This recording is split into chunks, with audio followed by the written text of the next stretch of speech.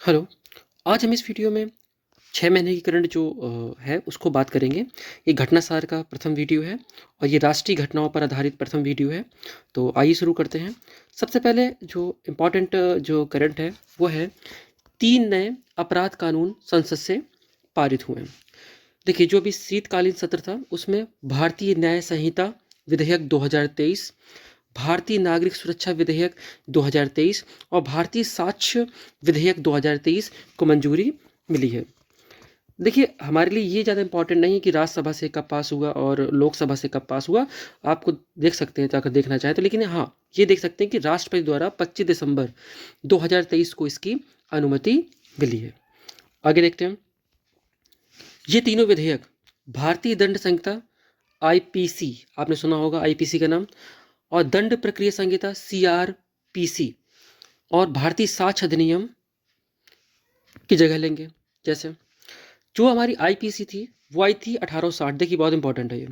दंड प्रक्रिया संहिता सीआरपीसी आई आपकी 1898 और भारतीय साक्ष्य अधिनियम आया 1872। मतलब ये कब की बात हो रही है? अंग्रेजों के समय की बात हो रही है ना? जब ब्रिटेन ने जो हमारा भारत है उसको अपने अधीन ले लिया था 1857 की क्रांति के बाद, 1858 के अधिनियम के बाद, जब गवर्नर जनरल को वायसराय कहा जाने लगा था। इसके बाद ही आईपीसी सीआरपीसी आई थी और हम लोग उसको ही फॉलो कर रहे थे। इसमें काफ़ी सारे ऐसे कानून थे जिसका कोई महत्व नहीं था और वो ब्रिटिश काल से चले आ रहे थे। तो उन सभी को कुछ को समाप्त किया गया, कुछ नई धाराओं को जोड़ा गया है। तो इस प्रकार से हमारी नई धाराएं और नया कानून देखने को यहाँ पर मिलेगा। आगे देखते हैं। इन तीनों कानूनों के अस्तित्व में आने के बाद औपनिवेशिक काल के आपराधिक कानूनों में कई महत्वपूर्ण बदलाव किए गए हैं। अब आतंकवाद, लीचिंग और राष्ट्रीय सुरक्षा के खतरे में डालने वाले अपराधों के लिए कड़ी सजा का प्रावधान है। देखिए, लीचिंग है ना, जिसे मॉब लीचिंग बोलते हैं, जो भीड़ किसी को मार मार के हत्या कर देती है, तो इसके लिए भी काफ़ी सख्त कानून इसमें बनाए गए हैं। देखते हैं सबसे पहले नाबालिग के साथ रेप दोषी को उम्र कैद या फांसी की सजा। पहले रेप की धारा जो होती थी 375, 376, 376 का हम लोग काफ़ी जिक्र सुनते रहे हैं अखबारों में। तो अब इस धारा को बोलेंगे 63 और 69। ठीक है, जो 375 थी वो 376 थी, उसकी जगह होगी 63 और 69। ठीक है, इन धाराओं को याद रखना इंपॉर्टेंट है। हत्या की धारा 302 थी, अब होगी 101 धारा होगी। आगे देखेंगे हम लोग। जो गैंग रेप के दोषी को 20 साल की तक की सजा या फिर जिंदा रहने तक जेल की सजा होगी इसके आधार पे। और मॉब लीचिंग में फांसी की सजा का प्रावधान है। देखिए, बहुत इंपॉर्टेंट अपडेट है इसमें। जो मॉब लीचिंग होती है, लोगों को मार दिया जाता है भीड़ द्वारा, उसमें फांसी की सजा का प्रावधान इन्होंने कर दिया है। इसे ध्यान रखना है हमको। आगे देखेंगे। एक्सीडेंट मामले में देखिए, वाहन यदि किसी घायल होने पर ड्राइवर अगर पीड़ित को पुलिस स्टेशन या अस्पताल ले जाता है, उसकी सजा कम कर दी जाएगी। और हिट एंड रन केस में 10 साल की सजा का प्रावधान है। मतलब कि अगर कोई वाहन टक्कर मार के भाग गया और व्यक्ति को मरता हुआ छोड़ दिया, तो ऐसे में उस व्यक्ति को 10 साल की सजा का प्रावधान है। जो ट्रक वालों ने भी हड़ताल की थी, जो ट्रांसपोर्ट विभाग से देखेंगे हम लोग, तो वो इसी कानून की वजह से था, है ना? तो इसको हम लोग अभी डिटेल में आगे चल के जानेंगे। अगला है सिर पर लाठी मारने वाले पर अभी समान झगड़े की धारा लगती थी, लेकिन अब विक्टिम के ब्रेन डेड की स्थिति में दोषी को 10 साल की सजा मिलेगी। अगर कुछ ऐसा होता है तो इसमें 10 साल की सजा का प्रावधान किया गया है। अगला है ट्रायल। किसी ट्रायल मामले में किसी व्यक्ति को गिरफ्तार करने पर पुलिस को उसके परिवार को जानकारी देनी पड़ेगी। पहला ऐसा जरूरी नहीं था कि अगर किसी व्यक्ति को गिरफ्तार किया गया है तो पुलिस उसको उसकी सूचना उसके परिवार को दे, लेकिन नहीं, अब ऐसा प्रावधान किया गया है कि पुलिस को ज़रूर जानकारी देनी पड़ेगी उसके परिवारों को। अगला है किसी भी केस में 90 दिन में क्या हुआ इसकी जानकारी पुलिस विक्टिम को देगी। अगर आरोपी 90 दिन के भीतर कोर्ट के सामने, देखते हैं आगे हम लोग, पेश नहीं होता तो उसकी गैर मौजूदगी में ही ट्रायल शुरू हो जाएगा। देख सकते हैं, काफ़ी अच्छी चीज़ है ये। अगला है गंभीर मामलों में आधी सजा काटने के बाद रिहाई मिल सकती है। ठीक है, गंभीर मामलों में आधी सजा काटने के बाद रिहाई मिल सकती है। आगे देखते हैं हम लोग। अब ट्रायल कोर्ट के फैसला अधिकतम 3 साल, 3 वर्ष तक रहेगा। ठीक है, 3 साल में देना ही पड़ेगा ट्रायल कोर्ट को अपना फैसला। और मुकदमा समाप्त होने के जज को 43 दिन में फैसला देना होगा और फैसले के 7 दिनों के भीतर सजा सुनानी होगी। देखिए, समझते हैं इस बात को। इसमें लिखा हुआ है कि मुकदमा समाप्त हो गया होने के बाद जज को 43 दिन के भीतर फैसला देना पड़ेगा और फैसले के 7 दिन के भीतर सजा सुनानी पड़ेगी। मतलब कि जो फैसला दिया है उसके 7 दिन के भीतर सजा सुनानी पड़ेगी उसको, ध्यान समझेंगे। 7 दिन के भीतर सजा का प्रावधान यहाँ पर कर दिया गया है और ये बहुत इंपॉर्टेंट है। अगला है दया याचिका जो दायर होती है उसमें कोई एनजीओ और या संस्थान ऐसा नहीं करेगी। अब सिर्फ कौन करेगा? जिसके खिलाफ ऐसा हुआ है वही इसमें अपील कर सकता है। तीनों बिलों में संशोधन के बाद 1860 में बने इंडियन पीनल कोड की जगह अब भारतीय न्याय संहिता 2023 और 1898 में बने सीआरपीसी की जगह अब भारतीय नागरिक सुरक्षा संहिता 2023 और 1872 में बने इंडियन एविडेंस कोड की जगह भारतीय साक्ष्य अधिनियम 2023 लेगा। आगे देखते हैं। अब नई धाराएं का प्रावधान बदल जाएगा। आईपीसी में 511 धाराएं में अब 358 बचेंगी। कितनी? 358। और 175 धाराओं बदलेंगी और 20 नई धाराएं जोड़ी जाएंगी और 22 धाराएं समाप्त होंगी। आपको बस ये ध्यान रखना है, इंपॉर्टेंट इसमें है कि 511 धाराएं हैं जो, उसमें से अब 300 कितनी? 358 बचेंगी। ठीक है, आगे बढ़े हम लोग। इस प्रकार सीआरपीसी में 531 धाराएं बचेंगी। ठीक है, आगे बढ़ेंगे। भारतीय न्याय संहिता बीएनएस में 20 नए अपराध जोड़ दिए गए हैं। ठीक है, इन 20 नए अपराधों को ध्यान रखना है। कितने अपराध जोड़े गए? तो आप क्या रखेंगे? 20 नए अपराध। आगे बढ़ते हम लोग। Organise crime, hit and run, mob lynching पर सजा का प्रावधान किया गया है। डॉक्यूमेंट में इलेक्ट्रॉनिक और डिजिटल रिकॉर्ड शामिल कर दिए गए हैं। देखिए, मतलब डिजिटल और डॉक्यूमेंट ये सब कर दिए गए शामिल इसमें। आईपीसी मौजूद 19 प्रावधानों को यहाँ से हटा दिया गया है और 33 अपराधों में जो अपराध थे कारावास की सजा इसमें बढ़ा दी गई। ये ध्यान नहीं रखना आपको। ठीक है, अभी जो ध्यान रखना होगा उसमें हम बात करते चलेंगे आगे चल के। आगे बढ़ेंगे। सितंबर 2019 से तीनों कानूनों पर देखिए काम करना। देखिए, अचानक नहीं आया है कानून ये। इस पर क्या था कि कानून जो लागू करने के लिए पहले से बातचीत इसमें हो रही थी, है ना। इसमें क्या था कि जो सुप्रीम कोर्ट था उससे भी राय मांगी गई थी कि सुप्रीम कोर्ट के लोग क्या कहते हैं, है ना। विश्वविद्यालयों से बात की गई थी क्या होते हैं, और जो सांसद थे, आईपीएस अधिकारी थे, जो जो कलेक्टर की बात करते हैं वो डीएम से, उन सब से बात की गई। उनके सुझावों को ध्यान में रखते हुए इसको सामने लाया गया है। देख सकते हैं हम लोग इसमें इस बात का जिक्र यहाँ पर मिल रहा है। अगला है, देखिए ये इंपॉर्टेंट इसलिए हो जाता है क्योंकि ये आईपीसी सीआरपीसी की बात है ना, जो अभी तक देश में चलता आ रहा था, इसको बदल दिया गया है। इसलिए हमको एक एक चीज़ ध्यान समझनी होगी इसकी। इसमें 128 बैठक हुई, 128 बैठक। ठीक है, और कमेटी के 72% सुझावों को कानून में शामिल कर लिया गया है। आगे बढ़ते हैं हम लोग। मुख्य निर्वाचन आयुक्त निर्वाचन जो आ रहा था, मुख्य निर्वाचन आयुक्त एवं अन्य निर्वाचन आयुक्त, मतलब कि इलेक्शन कमीशन की बात करते हैं। देखिए, हम लोग अगर इलेक्शन कमीशन की बात करते हैं, इसका जिक्र 324 आर्टिकल में संविधान के हमारे। ठीक है, तो सुप्रीम कोर्ट की गाइडलाइंस थी, उसके हिसाब से ये विधेयक आया है। तो देखते हैं हम लोग। सबसे पहले देखेंगे हम लोग कि यह विधेयक निर्वाचन आयोग आयुक्त की सेवा शर्तें और कार्य संचालन अधिनियम 1991 के स्थान लेगा। और विधेयक मुख्य निर्वाचन आयुक्त और निर्वाचन आयुक्त की नियुक्ति, वेतन, पद हटाए जाने से जुड़े प्रावधान इसमें शामिल किए गए हैं सारे के सारे। ठीक है, अच्छा देखते हैं अभी थोड़ा सा हम लोग कि चयन समिति में कौन कौन होगा। तो वो होगा प्रधानमंत्री हो, केंद्रीय मंत्रिमंडल का एक मंत्री और लोकसभा में विपक्ष का नेता। ये तीनों मिलकर इलेक्शन कमीशन को चुनेंगे और उनके सदस्यों को चुनेंगे। पहले इस कमेटी की अध्यक्षता कैबिनेट सचिव करता था। देखिए, जो कैबिनेट सचिव होता है भारत का सबसे बड़ा आईएएस अधिकारी होता है, एक तरह से माने सबसे बड़ा प्रशासनिक अधिकारी कोई देश का है तो वो है कैबिनेट सचिव। यह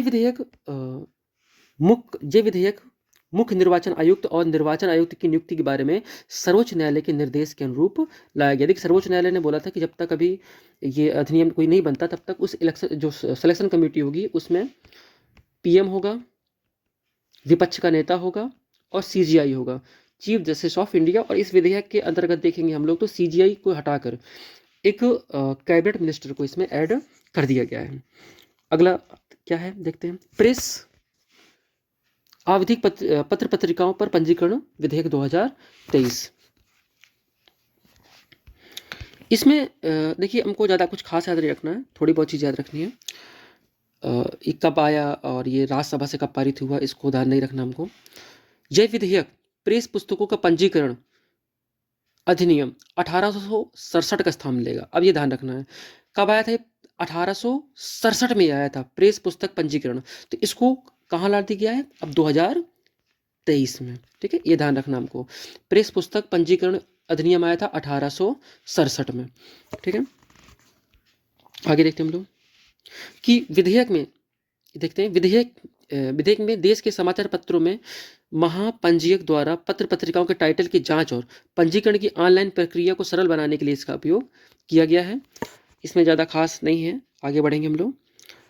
जीएसटी केंद्रीय वस्तु सेवा कर और द्वितीय संशोधन विधेयक है। इसके तहत देखते हैं हम लोग क्या है कि इसे 19 दिसंबर 2023 को पारित किया गया और यह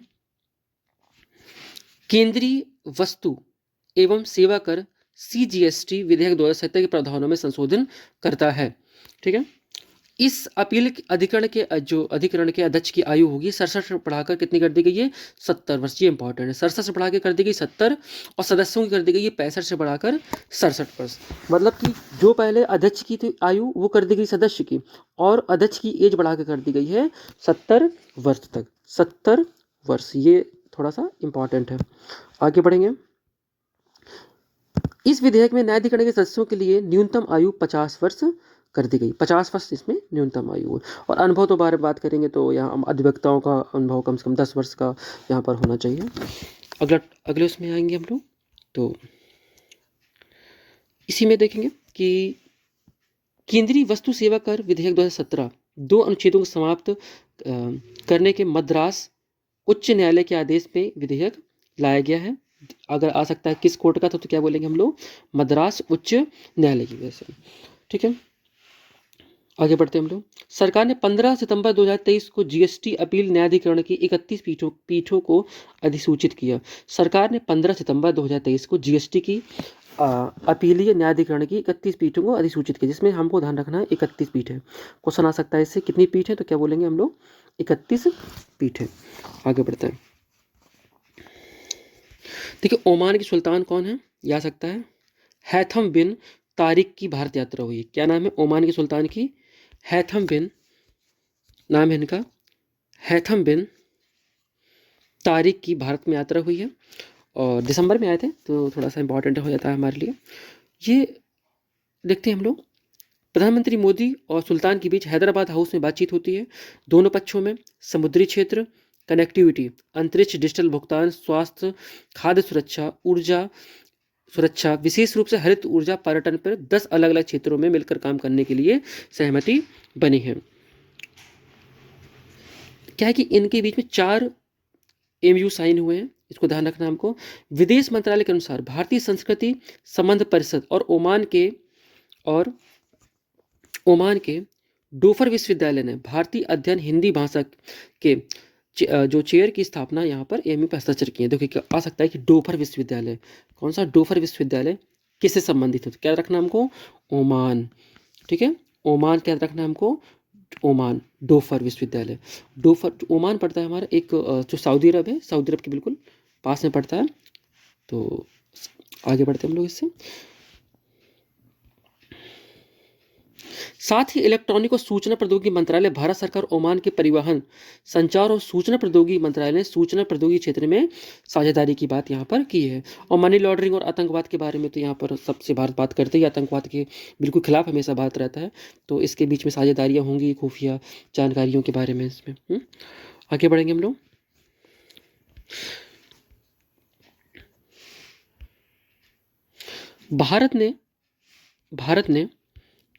भारत और ओमान के अधिकारी कर्मचारियों के साथ आने वाले व्यक्तियों को लाभकारी योजनाओं का के संबंध में समझौता यहाँ पर किया। देखिए, और आगे ज़्यादा इम्पोर्टेंट नहीं है, तो आगे बढ़ते हैं हम लोग। देखते हैं, इसमें से आपको ज़्यादा याद नहीं रखना है जी, करोड़ों कितने रुपए क्या है, बस इसमें जो इम्पोर्टेंट था मैंने बताया आपको। एक इम्पॉर्टेंट और लाइन आएगी आपकी, भारत और ओमान के बीच UPI का प्रयोग का विचार किया जा रहा है। विदेश सचिव विनय कत्रा ने कहा कि दोनों देशों में रुपए का कारोबार की संभावना है। देखिए, UPI ये बहुत इंपॉर्टेंट है, क्वेश्चन आ सकते हैं इसे UPI से। और दोनों देशों के बीच में रुपए का कारोबार, भारत इस समय रुपए के जो व्यापार है उससे रुपए को बीच में लाना चाहता है, डॉलर को थोड़ा सा जो है यहाँ पर डॉलर के प्रभाव है उसको थोड़ा सा यहाँ पे कम करने की कोशिश की जाएगी। आगे देखते हैं हम लोग, भारत की पहली 6 लेन स्टील स्टैग आधारित सड़क का निर्माण। ठीक है, देखिए NH6 को हजीरा पोर्ट से जोड़ने वाली भारत की पहली 6 लेन स्टील स्लैग आधारित सड़क का निर्माण किया गया। ये इंपॉर्टेंट है, कहाँ पे है, NH6 हजीरा पोर्ट, कहाँ पर ये, हजीरा पोर्ट। फिर देखते हैं, स्टील उत्पादन के दौरान स्टील स्टैल ठोस अपशिष्ट के रूप में उत्पन्न होता है। प्रति टन स्टील उत्पादन लगभग 180 से 200 किलोग्राम स्टील का स्टैल बनता है। बस ये ध्यान नहीं रखना हमको, ध्यान रखना है कि हाईवे कौन सा, NH6, और स्टील उत्पादन जो होता है वो स्टील से ही होगा, है ना। देखते हैं आगे, इस अनुसंधान एवं विकास परियोजना के तहत राष्ट्रीय राजमार्ग 6 को हजीरा बंदरगाह से जोड़ने वाली भारत की 6 लेन वाली पहली स्टील स्लैट आधारित सड़क का निर्माण मई 2022 में सूरत हजीरा में किया गया। ध्यान रखना हमको, सूरत हजीरा में, बहुत ज़्यादा इंपॉर्टेंट क्वेश्चन है ये, सूरत हजीरा में। अगले क्वेश्चन की तरफ बढ़ेंगे।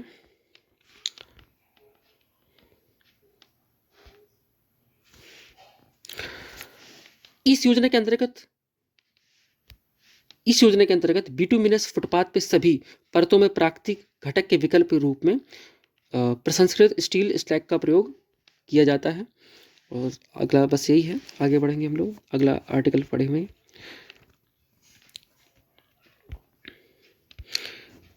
अगला है, देश के 5 राज्यों में विधानसभा चुनाव के बाद नई सरकारों का यहाँ पर गठन हुआ है। तो यहाँ देश में 5 राज्य कौन से थे जहाँ चुनाव हुए हैं, देखिए पहला था राजस्थान, दूसरा मध्य प्रदेश, तीसरा छत्तीसगढ़, चौथा तेलंगाना और 5वां मिजोरम। ठीक है, तो इसमें क्या था कि डेट तो नहीं आएगी फिलहाल कि किस तारीख को ये शुरू हुआ था, लेकिन इसमें ये था चुनाव के बाद परिणाम 3 दिसंबर को है सबके। कितने दिसंबर को, 3 दिसंबर को। तो ये चुनाव का दिन जो रिजल्ट था वो 3 दिसंबर को आया। इस चुनाव में परिणाम में जहां कांग्रेस तेलंगाना के विधानसभा में सफल रही, वहीं भाजपा राजस्थान, मध्य प्रदेश, छत्तीसगढ़ में पूर्ण बहुमत से विजयी हुई है। देखिए यहाँ पर 3 जगह बीजेपी की सरकार बनी है, 3 जगह बीजेपी है और 1 जगह यहाँ पे हमारी कांग्रेस है। ठीक है, आगे देखते हैं। मिजोरम में उपजी पार्टी JDPM को बहुमत मिला। ठीक, कौन सी, उपजी पार्टी JDPM को यहाँ बहुमत मिलता है। राजस्थान में बीजेपी को पूर्ण बहुमत हासिल करते हुए 199 सीटों में से 115 सीटें मिली। कितनी, 199 सीटों में से 115 सीटें मिली। कांग्रेस को सिर्फ 69 सीटें मिली। तो हमको ये ध्यान रखना होगा सबसे पहला तो कि जो राजस्थान है वहाँ पर सीटें कितनी हैं विधानसभा की, तो 199, जिसमें से 115 जीत ली किसने, हमारे बीजेपी ने, और 69 किसने जीती, वो जीती थी हमारी कांग्रेस ने। ठीक है, आगे बढ़ते हम लोग। देखिए जो बहुजन समाज पार्टी है इसने 2 सीटें जीत ली, 1-1 सीट मिली राष्ट्रीय लोकदल और लोकतांत्रिक पार्टी। देखिए हमको बस 2 याद रखना है, एक कांग्रेस और एक बीजेपी, और यहाँ पर कुल सीटें कितनी थी। अब आते हैं मध्य प्रदेश के चुनाव में। मध्य प्रदेश में 230 सीटें हैं, जिसमें से बीजेपी को मिले 163 सीटें। 163 सीटों पर खतरनाक सीटें मिली यहाँ पर, और 66 सीटें मिली सिर्फ कांग्रेस को, और इस प्रकार से बीजेपी की सरकार बन गई वहाँ पर। आगे बढ़ेंगे हम लोग। पूर्व मुख्यमंत्री शिवराज सिंह चौहान बुधनी, क्या है, बुधनी विधानसभा सीटें चुनाव जीतने में सफल रहे। पिछले 2 दशकों में मध्य प्रदेश में बीजेपी की सबसे बड़ी जीत है। ऑब्वियस सी बात है कि होगी, देख सकते हैं हम लोग 230 में से 163 सीटें सिर्फ और सिर्फ बीजेपी को मिली हैं, मतलब प्रचंड जीत मिली है इसको यहाँ पर। आगे बढ़ते हैं हम लोग। छत्तीसगढ़ में सबसे पहले देखें सीटें कितनी, सीटें हैं 90 यहाँ विधानसभा सीटें, और यहाँ पे भारतीय जनता पार्टी पूर्ण बहुमत के साथ 54 सीटें जीती इसने। कितनी, 54 सीटें जीती यहाँ पे भाजपा ने, और 35 सीटें जीती हैं कांग्रेस ने। देखिए 54 सीटें, 54 मिली हैं बीजेपी को और 35 सीटें मिली हैं कांग्रेस को, और टोटल सीटें कितनी हैं यहाँ पे, 90 सीटें। तो यहाँ पर भी बीजेपी को काफ़ी अच्छी सफलता हाथ लगी है। आगे बढ़ते हैं हम लोग। तेलंगाना की कुल 119 सीट हैं विधानसभा सीटों में, कांग्रेस को 64 और BRS को 39 और भाजपा को 8 सीटें मिली। तो यहाँ पे कांग्रेस का परफॉर्मेंस काफ़ी अच्छा रहा और कांग्रेस में ने क्या किया, तेलंगाना में अपनी सरकार बनाई। और उसमें सीटें याद रखना हमको, कितनी सीटें,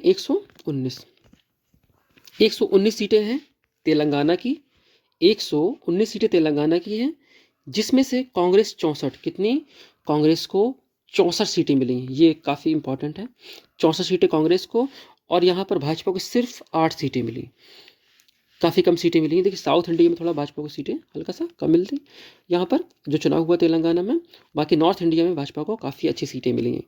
आगे बढ़ते हम लोग। मिजोरम के पूर्व IPS अधिकारी लाल दुहोम की पार्टी JDPM जोरम पीपुल्स मूवमेंट ने विधानसभा की 40 में 27 सीटें दर्ज की।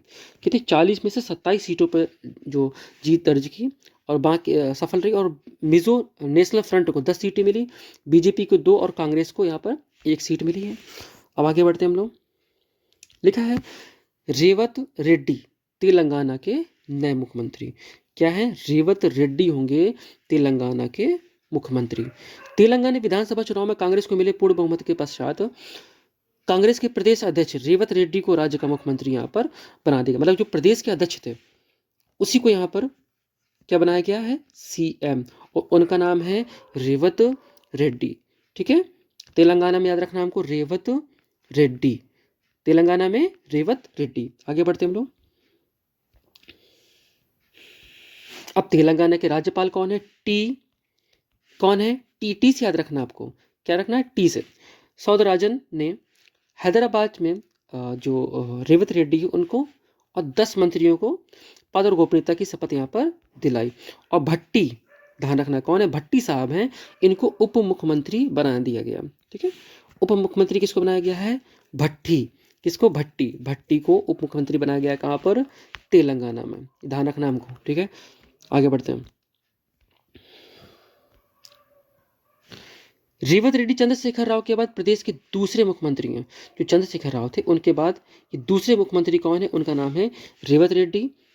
और इनकी सीट नहीं याद करनी है आपको। ठीक है, आगे बढ़ते हम लोग। मध्य प्रदेश के जो नए CM हैं उनका नाम है मोहन यादव, मध्य प्रदेश के हैं। और मध्य प्रदेश विधानसभा चुनाव में पूर्ण बहुमत हासिल किया यहाँ पर भाजपा ने, और ये 19वें मुख्यमंत्री बने। ये नहीं शायद ये इंपॉर्टेंट नहीं है आपका कि किस नंबर के मुख्यमंत्री हैं। इन्हें राज्यपाल मंगू भाई पटेल ने भोपाल में 2 उप मुख्यमंत्रियों के साथ यहाँ पर शपथ दिलाई है। तो क्या रखना आपको, मंगू भाई कहाँ पर है, MP के राज्यपाल कौन है, मंगू भाई, MP कौन है, मंगू भाई। ठीक है, आगे देखते हैं। मोहन यादव के साथ राजेंद्र शुक्ला और जगदीश देवड़ा को उप मुख्यमंत्री बनाया गया। तो राजेश जी कहाँ पर हैं, MP, और जगदीश कहाँ पर है, वो भी MP में। शुक्ला जी MP के हैं, MP में बने हमारे उप मुख्यमंत्री, और जगदीश देवड़ा को भी उप मुख्यमंत्री यहाँ पर बनाया गया है। ठीक है, आगे देखते हैं हम लोग। केंद्रीय कृषि मंत्री नरेंद्र सिंह तोमर को विधानसभा अध्यक्ष यहाँ पर चुन लिया गया है। आगे बढ़ते हैं हम लोग। मोहन यादव के बारे में थोड़ा दे रखा है इन्होंने कि डिग्री विग्री क्या है इनके पास में, ये देख सकते हैं हम लोग, काफ़ी पढ़े लिखे व्यक्ति हैं।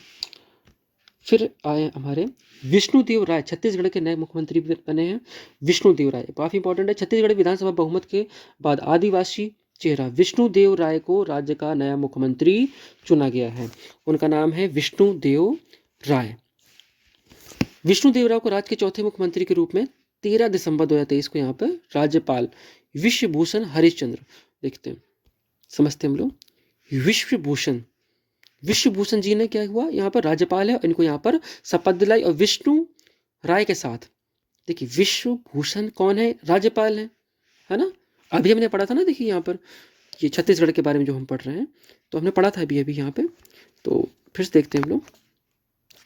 जो विष्णुदेव हैं और ये देखिए विष्णु राय के साथ अरुण राय और विजय शर्मा को उप मुख्यमंत्री रूप में शपथ दिलाई गई थी। मतलब अरुण विजय छत्तीसगढ़ में, ठीक है, अरुण और विजय कितनी है, छत्तीसगढ़, ठीक है, अरुण छत्तीसगढ़। और विष्णु जी कौन है हमारे, विष्णु जी छत्तीसगढ़ के नए CM बने हैं। विष्णु जी छत्तीसगढ़ के नए CM बने हैं। आगे देखते हैं हम लोग, ये नहीं देखना हमको। मोदी सरकार के पहले कार्यकाल में उन्हें इस्पात और खनन मंत्रालय सौंपा गया था। इसका आगे इसको नहीं देखना हमको, आगे देखते हैं। भजन लाल शर्मा राजस्थान के नए मुख्यमंत्री, ये इंपॉर्टेंट है। भजन लाल शर्मा जी राजस्थान के नए मुख्यमंत्री बने हैं। वसुंधरा राजे की जगह इन्होंने भजन लाल शर्मा को यहाँ पर राजस्थान का नया सीएम बनाया है। राजस्थान के राज्यपाल कालराज मिश्रा ने भाजपा नेता भजन लाल शर्मा को राज्य के नए मुख्यमंत्री की पद और गोपनीयता की शपथ दिलाई। कौन है? कालराज मिश्रा। कालराज कहाँ पर है? राजस्थान। कालराज कहाँ पर है? राजस्थान के राज्यपाल। अगला देखते हैं हम लोग।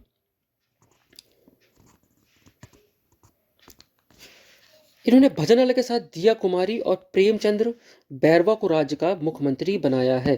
देखिए भजन, ठीक है, भजन के साथ किसको? दिया और प्रेमचंद्र। कौन कौन? दिया कुमारी और प्रेमचंद्र। कहाँ पर? राजस्थान। ऐसे याद कर सकते हैं, राजस्थान में देखिए दिए जलाए जाते हैं, है ना, त्यौहार मनाए जाते हैं अच्छे से। और यहाँ पर जाएंगे तो आपको प्रेम हो जाएगा। ओके, और ये भजन लाल तो है ही यहाँ पर। ओके, तो राजस्थान में क्या होगा? दिए जलाए जाते हैं और वहाँ पर जाने से हमको प्रेम हो जाता है। उप मुख्यमंत्री यहाँ पर बनाए गए हैं। और राज्यपाल तो पता ही आपको कौन है? कालराज मिश्रा। कालराज मिश्रा जी को बनाया गया है। सीटें मैंने आपको ऊपर बता दी थी अभी, ठीक है। अब मिजोरम का आता है हमारा नंबर। तो मिजोरम में देखेंगे कि जीडीपीएम ने 7 नवंबर विधानसभा में 40-27 सीटें दर्ज की। और यहाँ पर जो नेता थे लाल दुहोम को 8 दिसंबर 2023 को आइजोल के राज्यपाल, उनका नाम क्या है? हरि बाबू। मिजोरम में कौन है? बाबू। मिजोरम में कौन है? बाबू, हरि बाबू।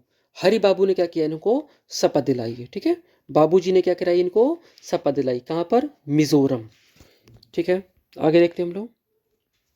इसके साथ ही वनलाल हलाना और सी लालस विवुंगा, इनको भी यहाँ पर जो है जो कैबिनेट मंत्री उनके रूप में यहाँ पर शपथ दिलाया गया, ठीक है। ये जो लाल दुमोंग है ये पूर्व आईपीएस अधिकारी हैं इंडियन पुलिस सर्विस, और 1977 तक मिजोरम के मुख्यमंत्री की सुरक्षा में रहे थे, ठीक है। तो उन्होंने कांग्रेस पार्टी से राजनीति सफर शुरू किया था और 1984 में मिजोरम की एकमात्र लोकसभा सीट के सांसद यहाँ पर बने थे। कालांतर में अपनी पृथक पार्टी ZPM का गठन कर राज्य के 70 शीर्ष तक पहुँच गए। तो ये हमारा आज पार्ट 1 था जो राष्ट्रीय करंट अफेयर था। तो अगला हमारा वीडियो आएगा पार्ट 2 के नाम से। तो तब तक ठीक है, थैंक यू।